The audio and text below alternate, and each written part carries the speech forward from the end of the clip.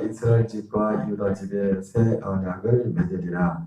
이 언약은 내가 그들의 조상들의 손을 잡고 애굽 땅에서 인도하여 내던 날에 맺은 것과 같이 아니할 것은 내가 그들의 남편이 되었어도 그들이 내 언약을 깨뜨렸음이라.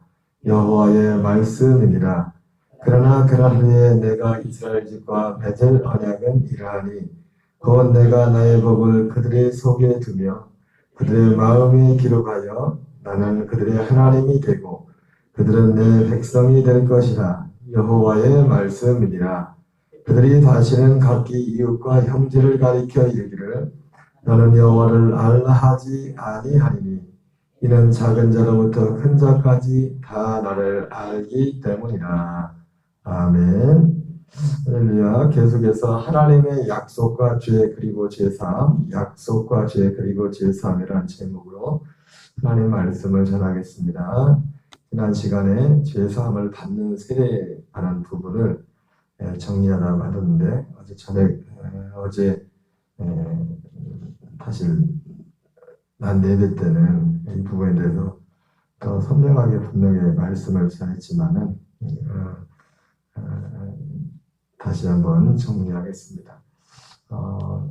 이 세례는 할례라고 하죠. 약속의 표가 되는 것이겠습니다. 약속의 표, 약속의 표가 되는 세례, 약속의 증표. 먼저 이 세례가 의미하는 것은 약속의 표가 된다. 이렇게 말씀을 드렸습니다. 사도행전 2장에 베드로가 이제 오순절날에 복음을 전할 때 유대인들을 향해서 복음을 전하죠. 너희가 회개하여 각각 예수 그리스도 이름으로 세례를 받고 죄사함을 받으라. 그리하면 성령의 선물을 받으리니 이 약속은 그 성령의 선물이 약속이죠. 그 약속. 이 약속은 너희와 너희 먼 데 있는 모든 사람들에게 위한 것이라고 베드로가 복음을 전했습니다. 그래서 약속, 이 세례, 할례라는 것은 약속의 표가 되는 것인데, 특별히 이 할례에 있어서, 이 세례에 있어서 내가 세례받는 그 부분에 대해서 강조한 거죠. 그러나 그 세례에 대해서 말할 때 각각 주 예수 그리스도 이름으로 세례를 받고 이 할례를 행하는 것은 약속의 표입니다. 그래서 아브라함이 그 로마서 4장에서도 아브라함이 무할례 시에 아브라함이 할례의 표를 받은 것은 무할례 시에 믿음으로 된 의를 인친 것이라 이렇게 말씀하고 있습니다. 믿음으로 된 그래서 이 세례가 결국 바라보는 건 뭐냐면 하나님의 약속을 이루는 거, 약속의 표와 같다. 그래서 약속의 표는 뭐랬습니까? 반드시 이 과정을 거쳐야 된다는 겁니다. 이 할례 없이, 이 세례 없이는 이 세례 자체가 약속의 표고, 그 세례를 받으라. 그 세례를 받는 것 자체가 그것이 곧 죄사함이에요. 그러니까 베드로가 설교했던 주 예수 그리스도 이름으로 세례를 받으라. 이 말 속에는 이미 무엇이 전제가 되어 있습니까? 예수님의 세례가 전제가 되어 있는 겁니다. 그죠? 주 예수 그리스도의 이름으로 세례를 받으라. 세례를 그냥 나 혼자 세례 받는 게 아니라 반드시 주 예수 그리스도 이름으로 세례를 받아야 돼요. 예수님밖에 길이 없습니다. 세례도 이 약속을 받는 표가 되는 세례도 나 혼자 세례 요한에 가서 세례를 받아도 되는 것도 아니고 주 예수 그리스도 이름으로 세례를 받아야 돼요. 예수님이 육신으로 오셔서 그분이 죽음으로써 이 죽음으로써 우리의 제물이 되어 주셔서 예수님께서 우리의 죄를 담당해 주셨고 그리고 거기 갈보리에서 흘리신 그 피를 가지고 주님이 부활하시고 승천하셔서 하늘 성수로 가서 대제사장으로서 영원한 속죄를 이루셨습니다. 그래서 주님은 지금도 살아계셔서 그게 2000년 전에 예수님이 이루신 거지만 항상 지금도 우리를 위하여 간구하고 계신다고 했습니다. 항상 대기하고 있습니다. 우리가 그 예수님이 2000년 전에 이루신 그것을 끝나는 것이 아니라, 그러니까 여러분, 법이 2000년 전에 법이 제정되는데 한 번도 그 법이 바뀐 적이 없는 겁니다. 그 법이 중간에 바뀌어버리면 어떻게 돼요? 큰일 납니다. 큰일 나. 그래서 어제 말씀을 못 드린 분인데, 영원한 제삼이라는 이유 중에 하나 뭐냐면, 주님이 단번에 가서 이루시겠지만은 그 법 자체가 하나님이, 예수님이 이루신 그것은 뭐라 했습니까? 국회에서 법을 만든 것 같다고 했잖아요. 그죠? 지금 우리나라가 지금 대응하는 것도 뭐 요즘 보면 저는 그 자세한 부분 모르지만, 뭐 국회에서 법을 바꾸려면 3분의 2 이상의 그 동의를 받아야 되죠. 그죠? 그래서 뭐 개헌 저지선이라는 그런 말도 나오고, 그래서 뭐 적어도 예를 들어서 여당과 야당이 있는데 국회의원 300명 중에서 200명 이상의 도장을 찍어보면 법을 바꿀 수 있단 말이에요. 근데 그래서 뭐 듣는 얘기도 뭐 개헌 저지 야당이 뭐 100표, 100명 조금 되냐, 100명 안쪽 왔다 갔다 하지 않습니까? 예를 들어 국민인 같은 데가. 그래서 뭐 그런 얘기들을 듣게 되는데, 지금 우리가 사용하는 이 대부분의 많은 법들이 나라가 시작될 때, 대한민국이 시작될 때 그때 만들었던 그 법이 그대로 그 아래서 지금 하는 겁니다. 만약에 중간에라도 법을 희한하게 내용을 바꿔버리면, 그게 적용되기 시작하면 또 이상하게 또 될 수가 있습니다. 좋은 쪽으로도 갈 수 있겠지만 이상한 쪽으로도 갈 수 있다. 그러니까 예수님이 2000년 전에 이 모든 것을 이루는 것을 단번에 딱 정해놓고 그 이후에는 변개함이 없어요. 변개함. 영원한.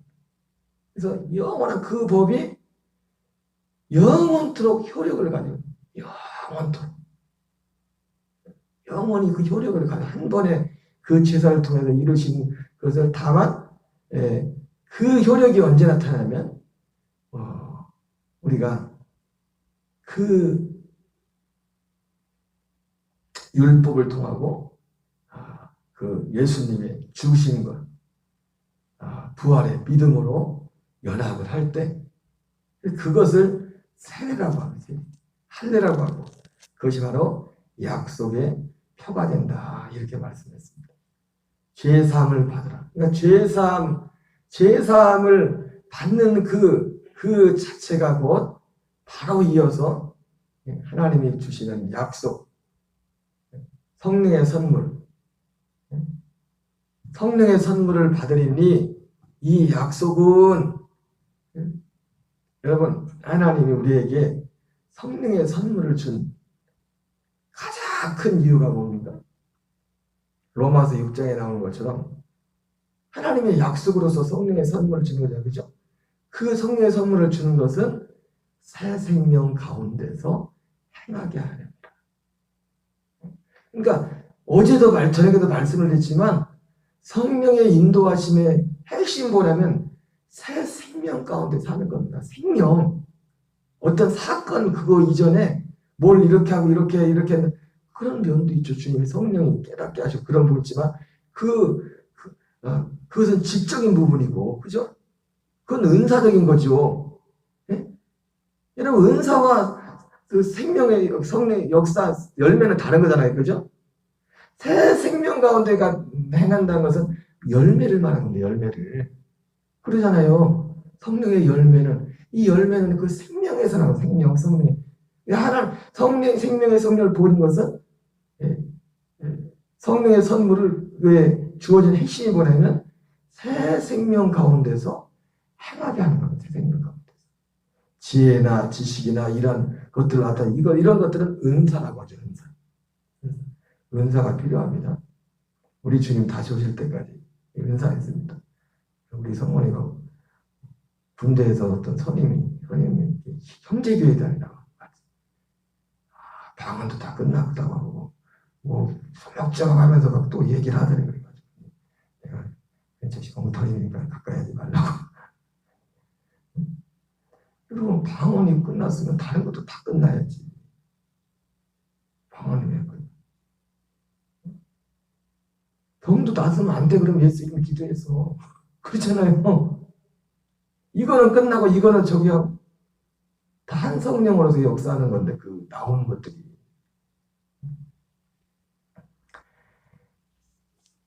그래서 성령의 선물은 새 생명 가운데. 그래서 어제 말씀에도 성령의 인도하신 바 되지 된 바되면 율법 아래 있지 않아요. 이 생명에 관련한 거거든요. 생명에 관련된 거고 생명. 율법 아래 있다는 게 뭡니까? 육신의 생명 아래 있다는 겁니다. 육신의 생명. 무슨 말씀을 하세요? 육신의 생명대로 옛사람대로 사는 것은 성령의 인도, 그게 정반대. 성령의 인도가 뭔가 이걸 알려면 율법 아래 있다는 것, 육신 아래 있다는 것, 그거 반대가 성령의 인도를 받는 거니까. 성령 아래 있다는 것이니까. 무슨 말씀인지 아세요? 그러니까 그 핵심은 생명이라는 거예요, 생명. 덤으로 지식의 말씀, 지혜의 말씀 이런 것처럼 은사적인 것을 이거 나타나는 것은 그것도 은사적인 것이고 핵심은 열매라는 겁니다. 열매. 생명. 그 열매가 어디서 나와요? 생명에서. 생명이 능력입니다. 돼지의 생명이기 때문에 돼지가 되고 DNA라고 하잖아요. 그거를. 생명이 능력이라고 생명이. 그래서 생명의 성령의 법이라고 하는 거예요. 그래서 이 생명이 능력이기 때문에 하나님 그 생명은 아들의 생명을 말하는 거죠. 그래서 이 세례는 약속의 표가 되고 이것은 이 세례를 할 때 곧 약속의 표가 되고 그리고 이것은 그 이전에 죄사함을 받는 세례가 됩니다. 죄사함을 받는 세례. 그 구조가 딱 나오죠.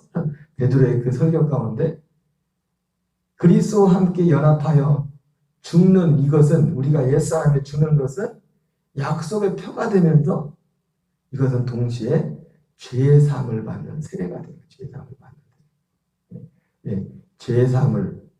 죄사함을 통해서 바로 이어서 오는 것이 하나님의 약속, 성령의 선물이 주어집니다.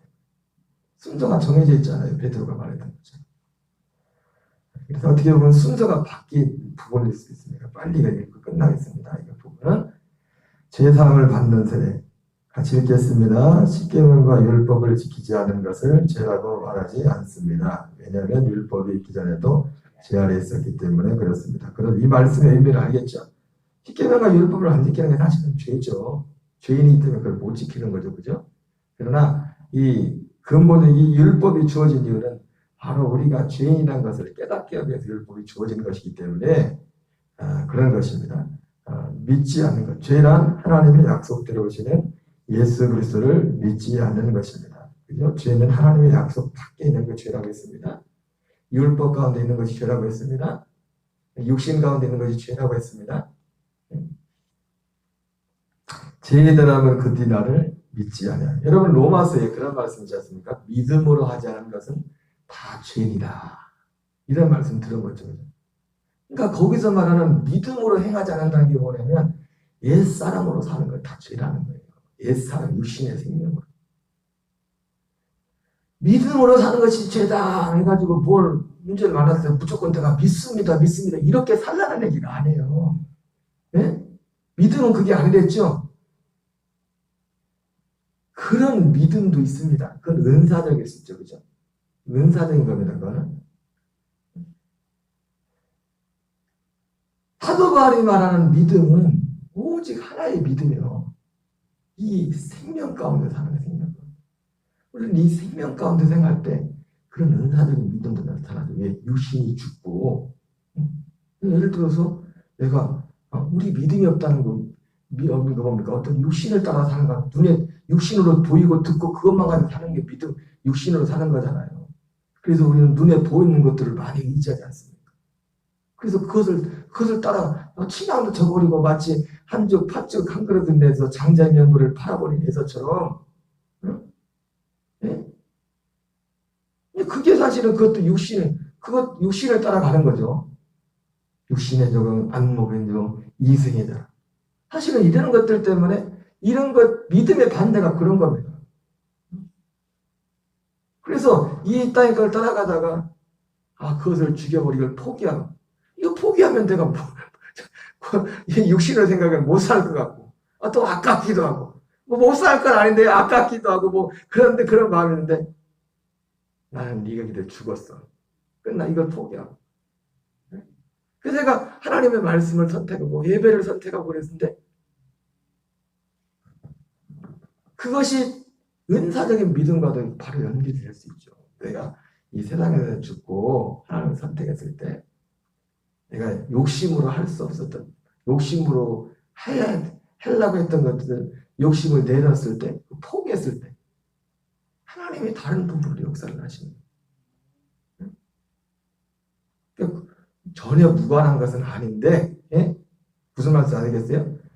은사적인 믿음과 이 생명 사는 믿음과 전혀 무관한 건 아니지만 모든 믿음은 이 믿음으로 하지 않은 모든 것들이 죄다라고 할 때 이 믿음은 그리스도의 생명으로 사는 것, 옛사람은 죽고 그리스도의 생명으로 사는 것을 염두에 둔 겁니다. 그것을 기초로 하고 있는 거예요. 그 생명이 기초되는 믿음은 결국 자칫한 자기 의로 끝나버리는 겁니다. 그것이 이루어져도, 그것이 그렇게 돼버려도 뭐만 자기 자랑으로 끝나는 거예요. 야, 내가 이렇게 했는데 이렇게 됐다. 무슨 말인지 아시겠어요? 그래서 모든 우리의 신앙의 기초는 이 믿음. 오직 이 믿음으로 하지 않은 것은 다 죄다라고 했을 때 이 믿음은 옛사람의 주님과 가지고 그리스도의 생명으로, 그 생명 연합된 그 생명 안에 사는 것. 그래서 뒤에도 나오지만 믿음이 온 이후로는 너희가 율법 아래 있지 않다 이런 말씀 있잖아요. 그죠? 그 믿음이 뭡니까? 믿음이 왔다는 게 뭐예요? 그 약속된 그리스도가 왔다는 겁니다. 그 생명이 왔다는 겁니다. 그 생명과 연합했다는 겁니다. 내가 육신적으로 태생적으로 받았던 옛 생명을, 여러분 육신의 생명으로도 이 약속의 구전에 신앙생활 했죠. 할 수 있죠. 그죠? 하나님을 섬겼잖아요. 이 육신의 생명으로도 율법 아래에서. 그건 언제까지만? 믿음이 오기 전까지만 그렇게 하는 거예요. 근데 그게 쉬워요? 어려워요? 내 육신을 가지고 이게 선악도 사실은 제대로 분별 안 될 때도 많아. 우리의 능력이라는 것이. 그러잖아요. 내가 최선을 다해서 뭘 하려고 하지만 선악도 분별 안 될 때가 있다. 그래 어쨌든 그게 쉽지가 않단 말이야. 어려우니까 사람이 죽고 싶다. 죽고 싶다. 이런 말 하잖아요. 그죠? 언제 이런 말 해요? 살만 할 때 그런 말 해요? 살만 하면 그런 얘기해요? 예당적으로 막 되는데 하나님으로 다 잘 되고 자식들도 잘 되고 뭐 남편도 저거 막 다 잘 되면 죽고 싶다. 그런 얘기해요? 안 해요? 안 하죠? 이 율법 아래서 우리가 죽고 싶다. 이게 내 소원이야? 우리의 소원은 죽는 거예요. 율법 아래서 우리의 소원은 죽는 거예요. 근데 죽는 거에 그 마지막은 자살해서 그냥 절망으로 끝나는 게 아니라 그 너머에 사실은 하나님의 약속이 있다. 약속이.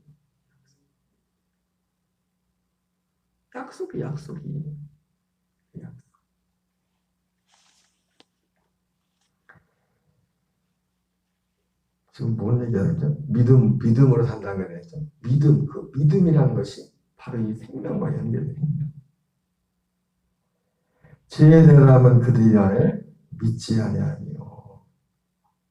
이 죄의 시작은 같이 있습니다. 아담부터입니다. 그러나 아담으로부터 모세까지 아담의 범죄와 같은 죄를 짓정한 자들까지도 사망의 왕으로 타임나니 아담은 오실 자의 모형이니라.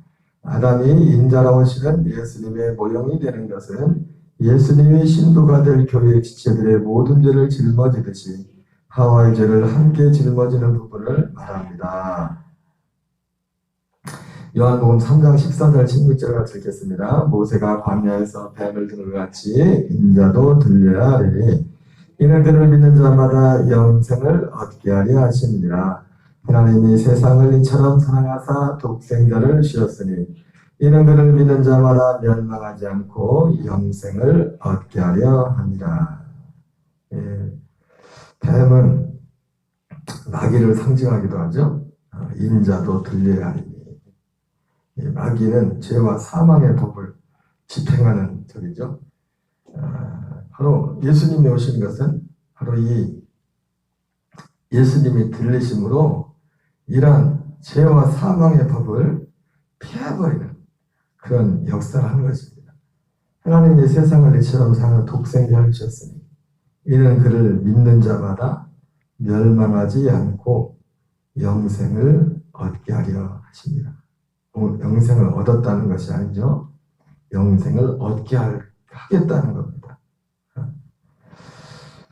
히브리서 2장 14절 같이 있습니다. 자녀들은 혈과 육에 속하였으며 그도 또한 같은 모양으로 혈과 육을 함께 지니심은 죽음을 통하여 죽음의 세력을 잡은 자 곧 마귀의 일을 멸하시며. 여러분, 마귀의 일이 바로 죽음의 세력을 잡은 자, 죄와 사망의 법을 집행하는 자입니다.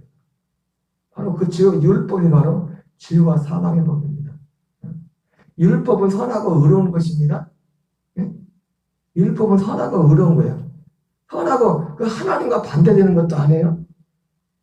그래서 율법은 로마서에 보면 율법 외에 하나님의 한 의가 나타났으니, 율법 자체로서는 선하고 의로운 거예요. 하나님께로부터 온 것이기 때문에. 그러나 왜 그게 죄와 사망의 법이 됩니까? 지킬 수가 없어. 율법의 요구가 두 가지가 뭐랬어요? 또 물어봐야지. 이렇게 살래? 죽을래? 근데 그렇게 살 수 있는 사람이 있어요? 없어요? 다 없댔잖아요. 그래서 죄와 사망의 법이 되는 거예요. 죄와 사망의 법. 그러니까 이걸 가지고 이 마귀라는 놈이 이걸 가지고 우리를 참수하는 겁니다. 하나님. 보라고. 고소하는 고발자가 있다고, 고발자가.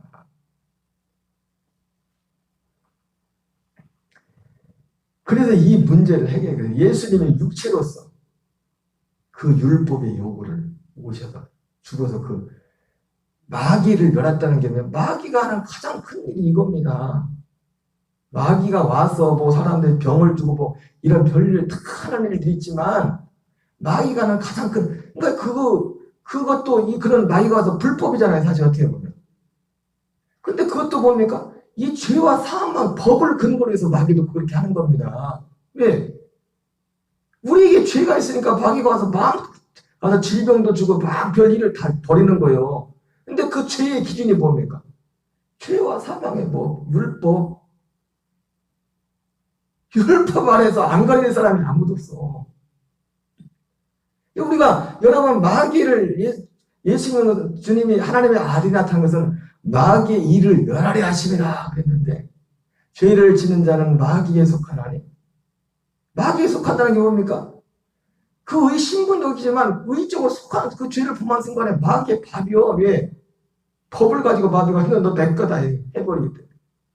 그 법을 다 하나에 지킬 수 있는 사람이 없기 때문에. 그러니까 마귀가 마음대로 그의 인생을 주물러 버릴 수가 있어요. 법적으로 법이 그렇게 됐습니다. 예수님이 이 마귀를 멸하러 오신 겁니다. 마귀가 하는 가장 큰 일은 뭡니까? 죄와 사망의 법을 가지고 그걸 집행하는 거예요.